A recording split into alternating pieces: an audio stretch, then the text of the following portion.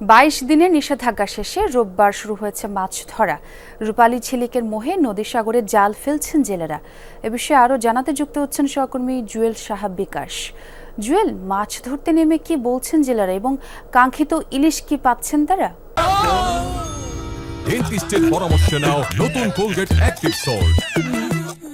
আসলে দীর্ঘ ২২ দিনের যে নিষেধাজ্ঞা ছিল, এই নিষেধাজ্ঞা শেষে কিন্তু আজকে তৃতীয় দিনের মতো জেলেরা মাছ শিকারে নেমেছেন এবং আমরা যেই ঘাটটিতে রয়েছি এখানে কিন্তু এই যে জেলেরা কিন্তু আসছে এবং নদী থেকে তারা মাছ শিকার করে কিন্তু তারা মাছ নিয়ে এই ঘাটে চলে আসছে এবং ঘাটে কিন্তু তারা বিক্রি করছেন। এবং আমরা সকাল থেকে এই ঘাটে যতটুকু তথ্য পেয়েছি যে নিষেধাজ্ঞার পরের দিন জেলেরা আসলে কাঙ্ক্ষিত পরিমাণ ইলিশ না পেলেও কিন্তু এখন তারা তাদের জালেতে কিন্তু কাঙ্ক্ষিত পরিমাণ ইলিশ পাচ্ছে এবং ইলিশের পাশাপাশি কিন্তু অন্যান্য যে মাছ রয়েছে কোরাল, পাঙ্গাস সহ বিভিন্ন ধরনের মাছও কিন্তু জেলেরা পাচ্ছে। তবে জেলেরা বলছেন যে নিষেধাজ্ঞার পরে যদি তারা এই ধরনের মাছ ৭ থেকে ৮ দিন আরও, তাহলে তাদের যেই নিষেধাজ্ঞাকালীন সময়ে যে ধার দেনা এবং বিভিন্ন থেকে ঋণ নিয়ে যে তারা জাল নৌকা কিছু মেরামত করেছেন সেটি তারা পরিশোধ করে কিন্তু ঘুরে দাঁড়াতে পারবেন।